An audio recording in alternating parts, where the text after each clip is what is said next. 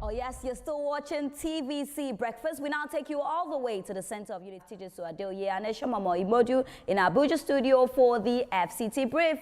Happy Workers' Day, my people. In Akwana, the conversation is with you. Good morning, Ria. Happy Workers' Day to you as well. Well, of course, we're here in the studio. No holiday for us, but of course, we're always happy to be here to bring you the latest on happening in Nigeria as it stands. Yeah, thank God it's Friday and happy Workers' Day. Now, if you've got anything you're doing, whether you're in the office, on the field, or just by the roadside, doing something that adds value to humanity, you are a worker, and today is dedicated to you. And that is why we're here, to make sure that you enjoy this very day. Now, hello, everyone, and thanks for being part of FCT Brief this morning.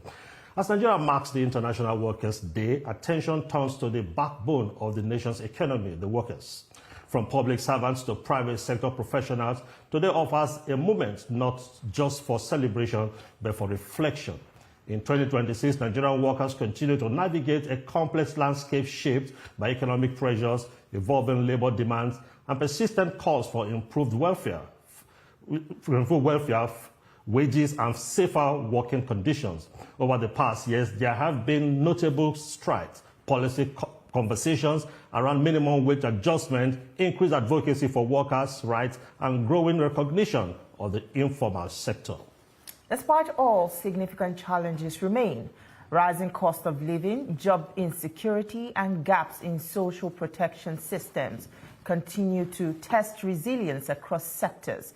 As the country charts its economic path forward, the role and well-being of its workforce remains central to national development and stability. To examine the progress made and the hurdles that persist, we are honored to have Zainab Abiola, Chancellor of the Council Center for Peace and Conflict Resolution, with us this morning. She brings a wealth of experience in governance, peace building, and social development, offering a valuable perspective on the state of Nigerian workers and what lies ahead. Thank you for joining us on the program this morning, madam. Thank you very much, and good morning, and happy Workers' Day to all workers and all men of goodwill. Thank you. Well, today we're discussing the plight of the average Nigerian worker. And a Nigerian worker is often described as resilient. But has that resilience become a convenient excuse for government failure and broken systems? Well, thanks for that question. But prima facie, we've got to look at the background. You know, as a scholar, I love looking at the appurtenances, the background of what is Workers' Day. Workers' Day started as a struggle for dignity. It actually started in 1886. It was called Haymarket Struggle.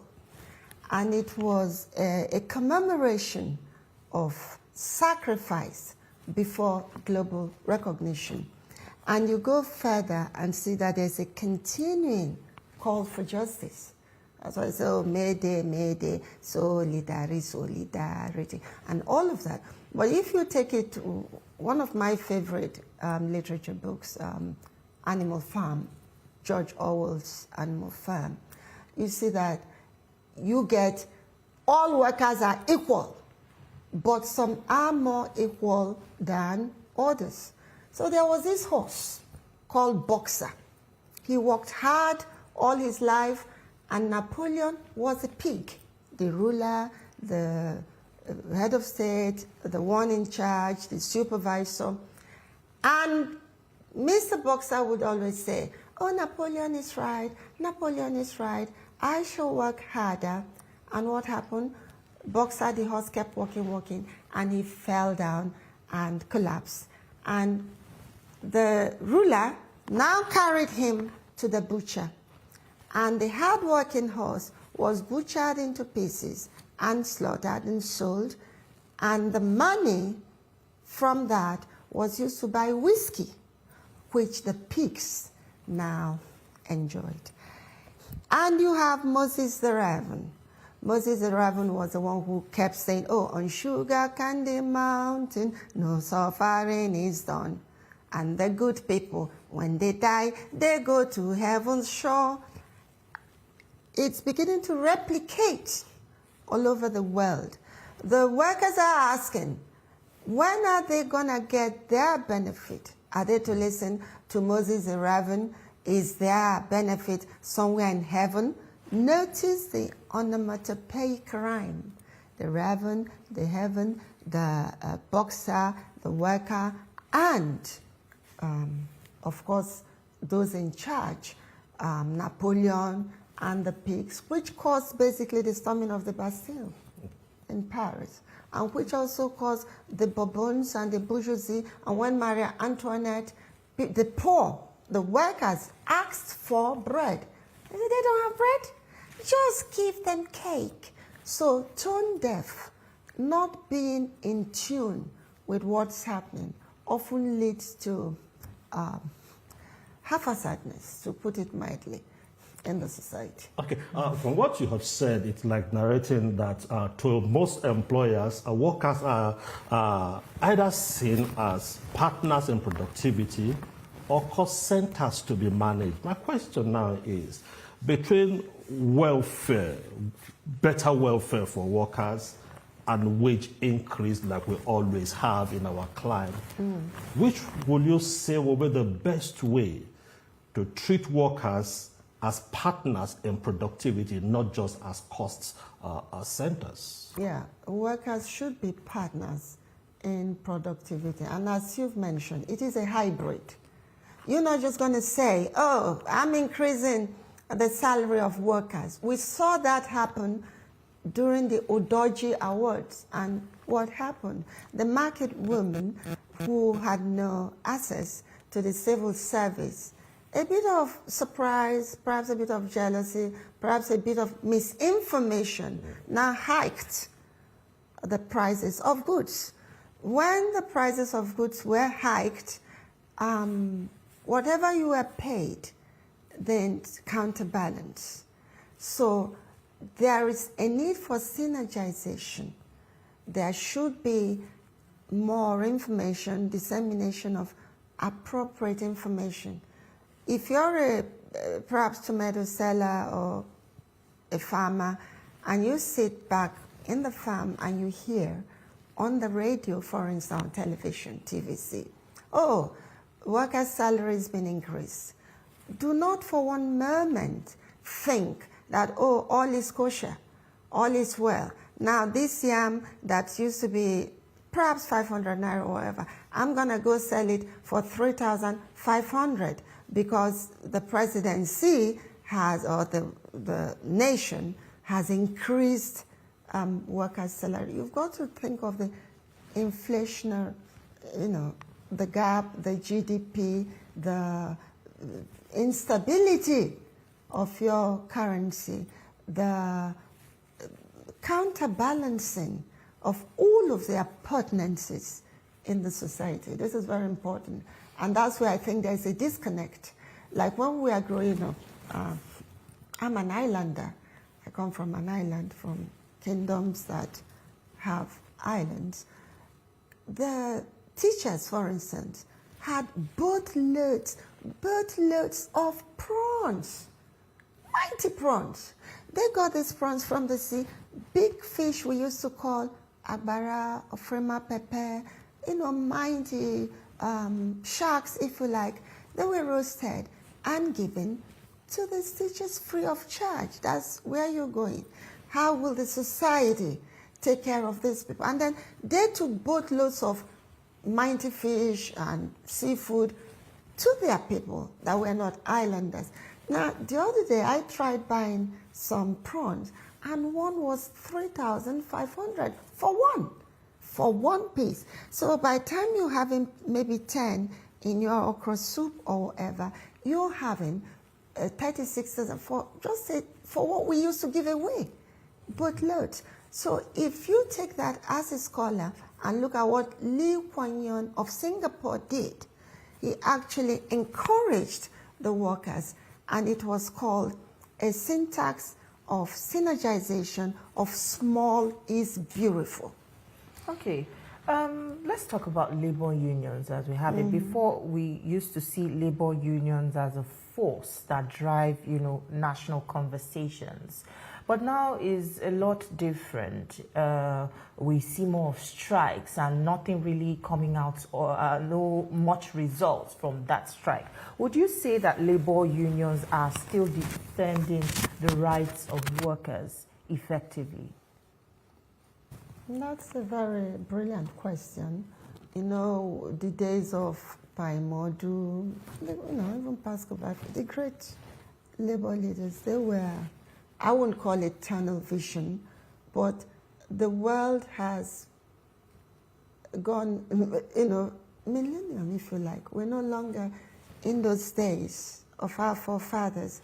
So the labor leaders this day and age should look into the concomitantness of what's going on.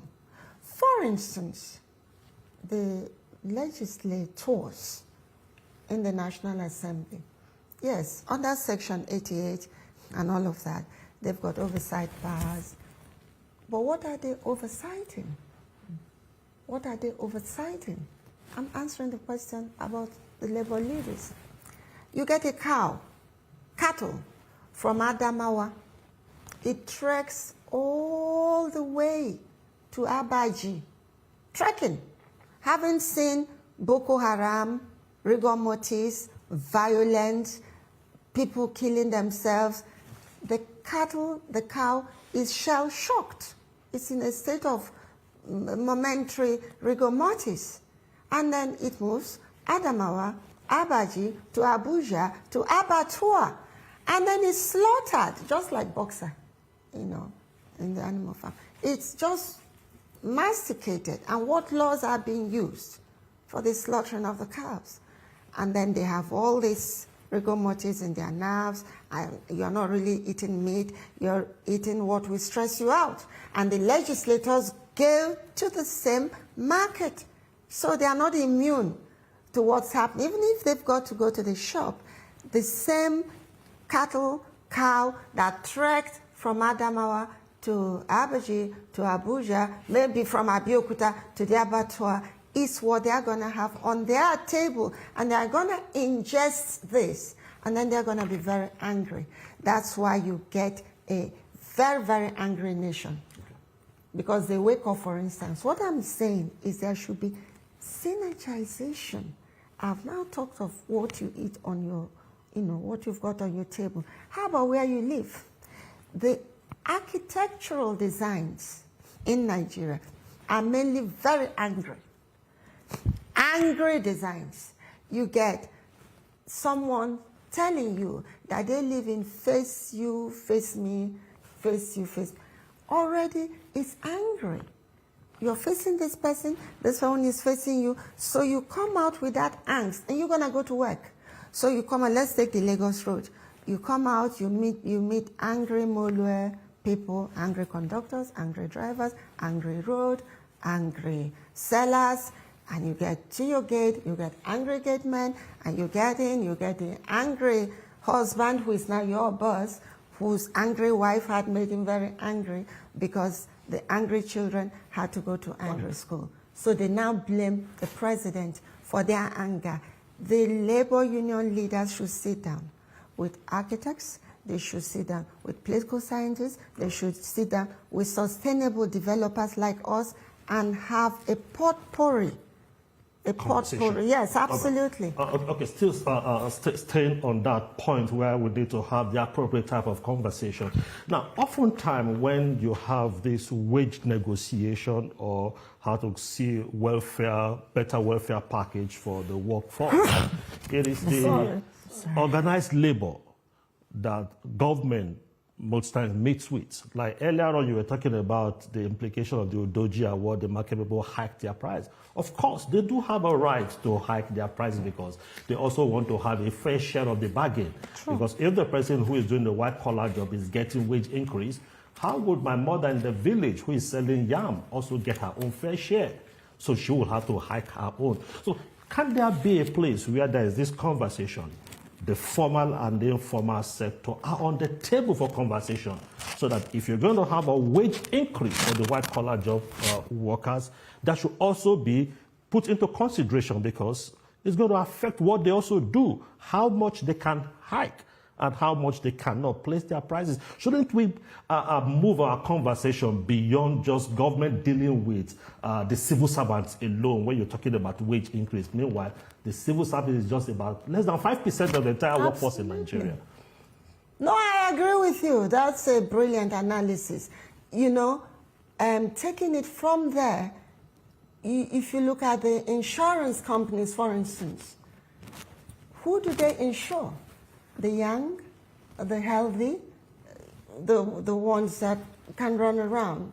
When you start getting to your retirement age, like you said about your mom, you know, your father and all of that, who takes care of them? When people start getting to a certain age, they're ignored, even by insurance companies, for instance. So, like you've mentioned, there should be a round table, bric-a-brac, you know, bric-a-brac people. There should be tete-a-tete. The position we find ourselves right now is a lot of dilly-dallying, shilly-shallying, hygropogrin, merry-go-round, nickel-and-diming, and at the end of the day, nothing's achieved, because it's not one angle, it's multifaceted, it's hydra-headed, it's a conundrum.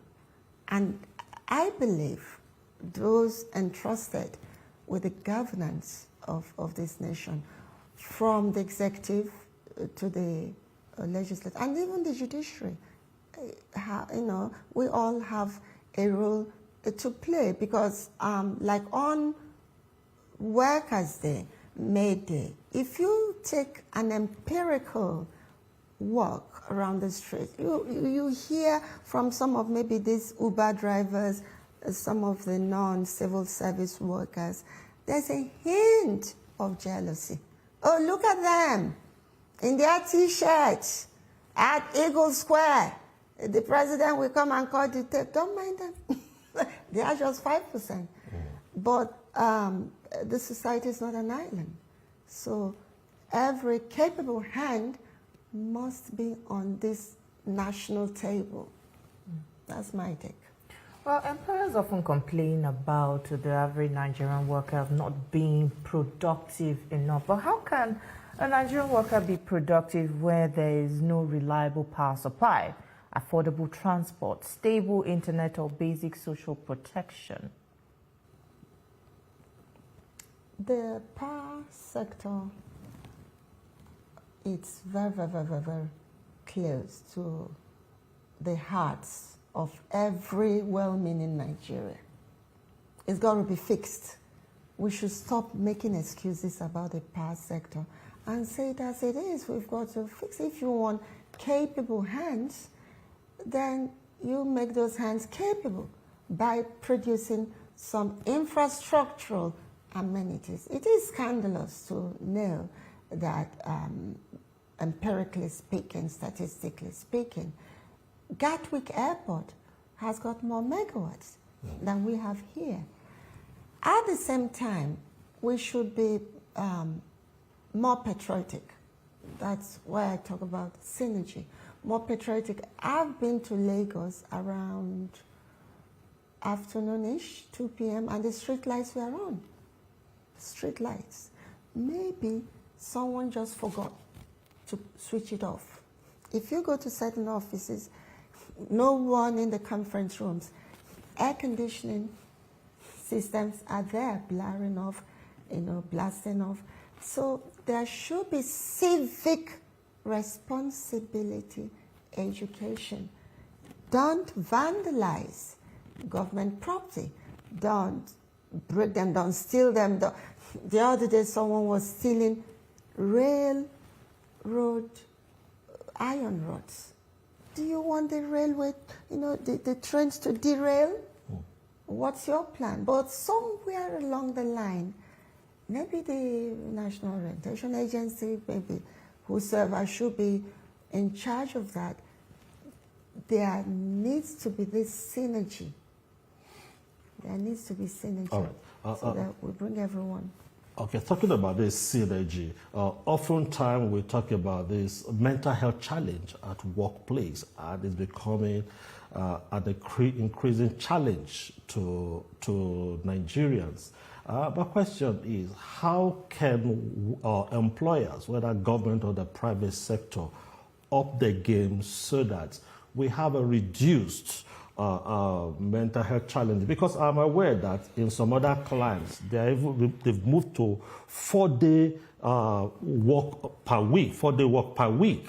And here we still have 5 and all that. And because they feel that if you reduce it, the people are more productive when they can handle their mental health. Or should it be a system where organizations, private or public, are mandated that 1 day per week should be concentrated, dedicated to the mental health of its workforce? Because we need to deal with this challenge, and we're talking about the Workers' Day. So how can we help? Especially in the forces. Like the recent tragedy in Delta State, a policeman shot an innocent, I believe he's innocent, Section 36 of the Constitution. Yeah. In the eyes of the law, he was innocent. Shot him, point blank, dead. He was tied up. So this was more horrible, more graphic than Black Lives Matter in the USA. Mental health challenges. I understand that the force headquarters has dismissed it, but he needs to be mentally evaluated. Yeah. Most of them need that mental evaluation. Their mental health needs to be looked into. You can't just wake up in the morning, brush your teeth, enter an angry road, meet an angry boss, go to an angry architectural, edifice, meet angry people, go through angry corridors, take some guns, ammunition from the armory, and then go out. There is this plethora of freedom, and you want to shoot, you want to, that should be looked into, especially in the Nigerian system. Why do people do what they do? Why is there so much corruption? It's also part of mental health challenge. Why do people steal so much? Why is there bureaucratic kleptomaniacism? And it's perhaps number 3 in the whole world, statistically speaking. It means we are not taking care of the mental health of the workers. And when I say that, I mean the worker is a father or a mother, and when they get back home, there's a trickling effect on the entire household, even on their mothers-in-law, even on those that are around them. Again, the question arises, our votes, is there funds? Do we make provisions for mental evaluation, training, retraining? Where is all that money? Where does the money go? I had an orderly, I'm sure you all know about it, who came back from training in Mogadishu, Somalia, and she was insisting that tomatoes are blue, that tomatoes are not red. And I thought it was a sort of training, police training, until I investigated and realized that she came back from insurgency, military combatancy against the ISWAP, the ISIS, and all of that, and came back damaged, really. So such people need help. If you just push them into civil society, you're just gonna have a staccato of problems. And it becomes like, look, the embodiment, the encapsulation of all of your problems is someone you see over there. You may call him the president or the minister or the governor or the wife. You see them as your problem, whereas the problem is deep-rooted you know. Well, as Nigeria marks this Workers' Day, what is your word to a Nigerian worker today? Workers of Nigeria, workers of Nigeria, workers of every land and clime, hearken to my joyful tidings of the golden future time. It will be better, it will be better, it will always be better. Put all your hope in the Almighty, He will make it so better. You've got to hope in God. You got to hope in the system. You got to serve your nation. Then put your trust in God. That's the way out. And then don't seek for money. No, seek for knowledge. I learned long ago to forget eschew, forget everything about money, because that's the way that's wide, and it leads to destruction. You know, serve your nation. You believe in this nation, and do your best. And I promise you, God will take good care of you. A fine place to leave the conversation this morning. Thank you so much for the insights on the program this morning. It's quite a delight speaking with you. Thank you. Thank The pleasure is mine. Thank you so much. That's where we draw the curtains on FCT Brief this week, but we'll hand you over to Lagos, where Ria and the rest of the team are standing by to continue with the rest of the show.